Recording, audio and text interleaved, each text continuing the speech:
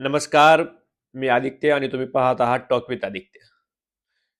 आज अ, कालपासून महाराष्ट्रात मोठ्या राजकीय घडामोडी घडताना आपल्याला दिसत आहेत. त्यामध्ये प्रामुख्याने दोन घडामोडी अशा आहेत की महाराष्ट्राला 66 वर्षात पहिल्यांदा महिला उपमुख्यमंत्री लाभणार आहेत, सुनेत्रा पवार यांच्या रूपाने. दुसरी गोष्ट जी आज सकाळी गोविंद बागेमध्ये अ, शरद पवार साहेबांनी जी पत्रकार परिषद घेतली आणि त्या पत्रकार परिषदेमध्ये जे खुलासे केलेले आहेत त्या संदर्भात. खरं तर माझा हेतू कोणत्याही कुटुंबाला किंवा कोणत्याही पक्षाला खाली दाखवणं किंवा त्यांच्या अगेन्स्ट बोलणं हा नाहीये. प्रामुख्याने आपण फक्त ह्या व्हिडिओमध्ये काही फॅक्ट्स समजून घेणार आहोत, जे फॅक्ट्स सामान्य जनतेत, सामान्य लोकांमध्ये आणि माझ्याही मनामध्ये त्या फॅक्ट्स आहेत. त्या फॅक्ट्सचे उत्तरच आपण आज सापडणार आहोत आणि ती चर्चा करणार आहोत. तर नमस्कार, आपण विषयाला सुरुवात करतोय. मी पहिली स्टोरी तुम्हाला सांगणार आहे ती ही, की पवार कुटुंब नक्की खरंच एकत्र आहे की विभुगलं आहे. दुसरी गोष्ट, पवार कुटुंबाचं जे मतभेद आहेत ते आज अशा प्रकारे बाहेर येणं हे कोणत्याही कुटुंबासाठी उचित नाही, पण ते येत आहेत. रात्री उशिरा 11:30-12च्या दरम्यान सुनेत्रा पवार, जय पवार, पार्थ पवार आणि त्यांचे असलेले राजकीय सल्लागार, डिझाईन बागचे ओनर नरेश अरोरा हे मुंबईला रवाना झाले. त्यानंतर विधिमंडळ गटनेत्याची आज दुपारी निवड होऊन तसे पत्रही राज्यपालांना जाईल आणि संध्याकाळी 5 वाजता सुनेत्रा पवार या उपमुख्यमंत्री पदाची शपथ घेतील. याची दुसरी स्टोरी, की त्यांच्या सुनेत्रा पवार यांनी उपमुख्यमंत्री पदाची शपथ घेतल्यानंतर त्यांच्या जागेवर म्हणजेच राज्यसभा खासदार या जागेवर राष्ट्रवादीच्या कोठ्यातून पार्थ पवार यांना संधी मिळेल आणि भाजपच्या केंद्र नेतृत्वाने तसं सकारात्मक बाबही दाखवली आहे.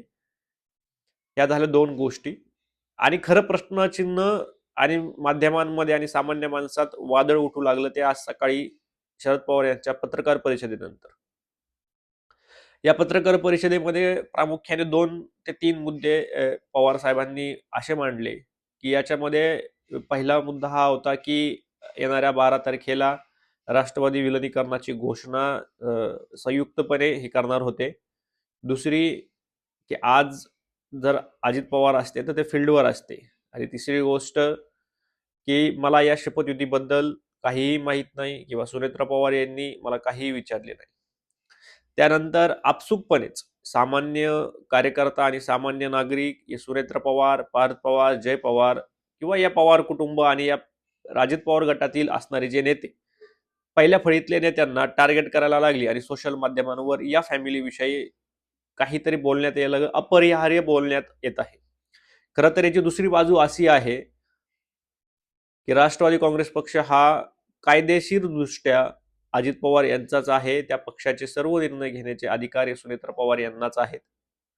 दुसरी गोष्ट, की मान्य आहे त्यांना दुःख आहे, 13 दिवसाचा दुखवटा होऊ द्यायला पाहिजे होता. मात्र अशा स्थितीत आपल्याकडे असलेले 40 आमदार यांना कोणतीही प्रलोभनं लाभून दुसऱ्या पक्षात जाऊ नये. दुसरा मुद्दा हा होता, की पक्ष अजूनही कायदेशीरदृष्ट्या हा न्यायालयात याची लढाई सुरू आहे. याचा राष्ट्रीय अध्यक्ष पदाबाबतीतही मोठ्या समस्या आहेत. त्या राष्ट्रीय अध्यक्षपदही अजित पवार घरातच राहावं ही इच्छा होती. या या खूप टेक्निकली गोष्टी आहेत ज्या की सुनेत्रा पवार यांनी स्ट्रॉंगपणे हँडल केलेल्या आहेत. मान्य आहे की शपथविधी लवकर झाला, पण शपथविधी झाल्यानंतर पक्ष वाचल आणि पक्षात आज 12 तारखेला जर शरद पवार साहेब जाहीर करणार होते, पण टेक्निकली गोष्ट अशी आहे की तुम्ही जर जाहीर करणार होते तर 10-12 दिवस थांबून तुम्ही आज ऑलरेडी फील्डवर आहात. सुप्रिया सुळे दिल्लीला जाणार आहेत. तुम्ही ही बैठक घेतलेली आहे. असं नाही की शरद पवार साहेबांनी बैठक घेतली नाही. शरद पवार साहेबांनी त्यांच्या आमदारांची बैठक गोविंद बागेत घेतलेलीच आहे. तसे व्हिज्युअल्स आपण माध्यमांमध्ये पाहिलेच आहेत ना.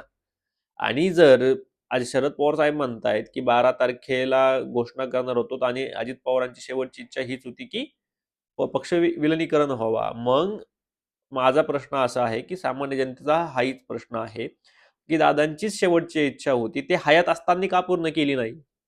दादांची इच्छा तर शेवटपर्यंत कुटुंबप्रमुखच व्हायची होती. का सुप्रिया सुळेंना तुम्ही दादांच्या अंडरखाली काम करण्यास अनुमती दिली नाही? पक्ष फुटूपर्यंत, घरामध्ये मतभेद होऊपर्यंत तुम्ही ते ताणलं गेलं आणि आज तुम्ही बोलतायत की दादांची शेवटची इच्छा होती की पक्ष एकत्र राहावं. जयंत पाटील आणि अजितदादांमध्ये बैठक झाली होती. बरं, त्या बैठकीचे जी दादा, अजितदादा असेल, राजेश टोपे असतील, जयंत पाटील असतील आणि शरद पवार साहेब असतील, यांची जी बैठक संयुक्तपणे पार पडली 17 जानेवारीला, त्या बैठकीचे व्हिज्युअल्स तुम्ही आज पब्लिश करताय. हे कितपत दुःख तुमचं झालं? हे किती दुःख तुम्ही व्यक्त करताय की तो व्हिडिओ तुम्ही, ते व्हिज्युअल्स आज प्रसिद्ध करताय, ज्यावेळी सुनेत्र पवार उपमुख्यमंत्री पदाची शपथ घेत आहेत. बरं, त्या कर्तृत्ववान स्त्री आहेत, राज्यसभेच्या खासदार आहेत. दुःख एका बाजूला आणि पक्ष चालवणं किंवा पक्ष वाचवणं, पक्षाचं अध्यक्षपद, टेक्निकली गोष्टी या सुनेत्रा पवारांपेक्षाही आदरणीय साहेबांना जास्त माहिती असतील. साहेबांनी हे बोलणं खरंच योग्य नाही असं मला वाटतं. खरं याची इनसाइड स्टोरी वेगळी असू शकते, पण आतापर्यंत आपल्याकडे जी माहिती येते त्या माहितीच्या आधारेच आपण बोलतोय.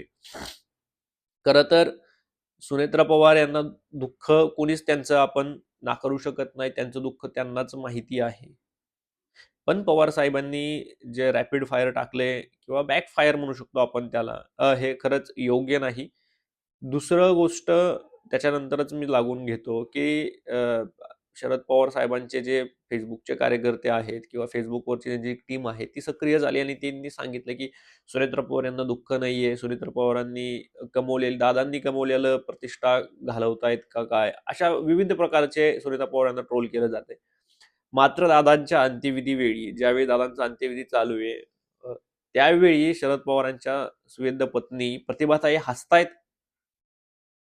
सुप्रियाताई सुळे प्रत्येक लोकांना जागा करून देत आहेत. म्हणजे एक व्हिडिओ तो असाही आहे, तोही व्हिडिओ मी तुम्हाला दाखवेल.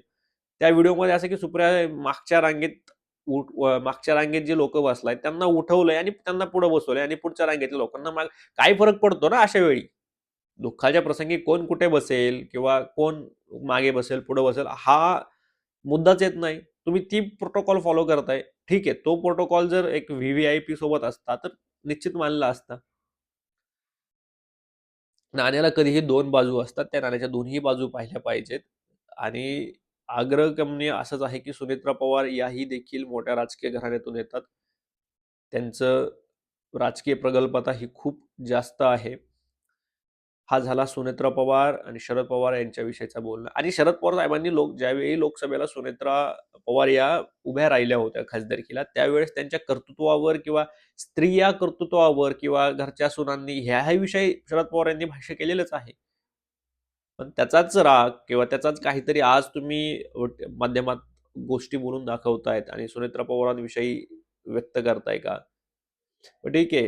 राजिद पवारांच्या पक्षाचा नंतर काय करायचं हा सर्वस्वी अधिकार हा सुनेत्रा पवार आणि पार्थ पवार यांचाच आहे. त्यांच्या संपत्ती असेल, पक्ष असेल, प्रत्येक गोष्ट हा अग्रक्रम त्यांचाच आहे. आणि तुम्ही जाणून बुजून तुमची पर्सनल दुश्मनी असल्यासारखं सुनील तटकरे, प्रफुल्ल पटेल, छगन भुजबळ, धनंजय मुंडे यांना टार्गेट करताय.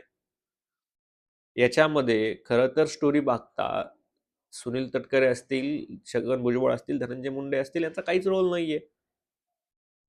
सर्वस्वी 2025-26च्या लोकसभेनंतर जे पक्षाच्या अपयशानंतर विधानसभेला जे यश मिळालं, त्या यशाच्या मागं खरं तर डिझाईन बॉक्सचा खूप मोठा हात होता.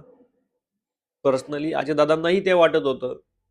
आणि तेच नरेश अरोरा काल मुंबईवरनं बारामतीत आले, बारामतीत ताईंना भेटले आणि ताईंसोबत ते मुंबईला रवाना झाले. राजकीय सल्लागारांचा निर्णय याच्यामध्ये खूप मोठा आहे. नरेश अरोरा यांची महत्वाची भूमिका त्यांनी बजावली आहे. त्याच्यामुळं राजकीय नेत्यांना टार्गेट करून आपली राजकीय पोळी भाजवण्याचा शरद पवार गटाचा जो प्रयत्न आहे तो त्यांनी बंद करावा. खरं तर पवार साहेबांनी ही खूप काही कमवलेलं आहे. पवार होणं सोपं नाही. मात्र अशा प्रकारच्या माध्यमांमध्ये येऊन गुगल्या टाकणं, शरद पवारांची, अजित पवारांची हीच इच्छा होती, हीच त्यांना हयातपणे तुम्ही त्यांची इच्छा पूर्ण केली नाही आणि त्या गेल्यानंतर त्यांची काय इच्छा होती हे सुनेत्रा पवारांना सांगणं हे योग्य नाही, किंवा ते माध्यमांमध्ये येऊन सांगणं हेही योग्य नाही. अजित पवार पक्षाचा जो काही निर्णय असेल तो आदरणीय सुनेत्राबाईंनी पार्थ पवारच घेतील, तो त्यांचाच अधिकार आहे. त्या व्यतिरिक्त याच्यामध्ये कोणीही काही होऊ शकत नाही. मुद्दा हा आहे की 40 आमदार सांभाळणं सोपं नाही. याच्यामध्ये पुन्हा ते आमदारांना काहीतरी प्रलोभने देऊन आमदार विखुरले जाऊ शकतात, आपल्यापासून दूर जाऊ शकतात. जर याला वेळ झाली तर अधिवेशन आहे, अर्थसंकल्पीय अधिवेशन सुरू होणार आहे. त्या अधिवेशनाच्याही टेक्निकल बाबी आहेत. खूप साऱ्या गोष्टी आहेत ज्या की दुःख झाल्यानंतरही पक्षाला त्या गोष्टी करावाच लागतात दुःख बाजूला होऊन. सामान्य माणूस देखील घरात 13 दिवसानंतर प्रत्येक गोष्ट करतोच ना. वडील वारल्यानंतर वडिलाच्या संपत्तीचं काय करायचं हेही आपण सामान्य माणूस असतानाही करतोच ना. पण त्यांना ते नाहीये का? किंवा आपल्या घरातली गोष्ट असेल, द्या आजी वारली किंवा कोणी वारलं, त्यांच्या दागिन्यासाठी सगळे येऊन बसतात. ही प्रथा हीच आहे. त्याच्यामुळं पवारांना टार्गेट करा, सुनेत्रा वहिनींना टार्गेट करा, याच्यात काही अर्थ नाहीये. त्यांच्या 2 फॅमिलीचे डिसिजन ते घेतील. कार्यकर्त्यांनी शांत राहावं. कार्यकर्त्यांनी आपल्या बुद्धीचे प्रदर्शन हे असं जाहीररित्या करू नाही. कोणत्याही फॅमिलीच्या भावना दुखवणं हा हेतू नाहीये आणि तो तुमचाही नसला पाहिजे.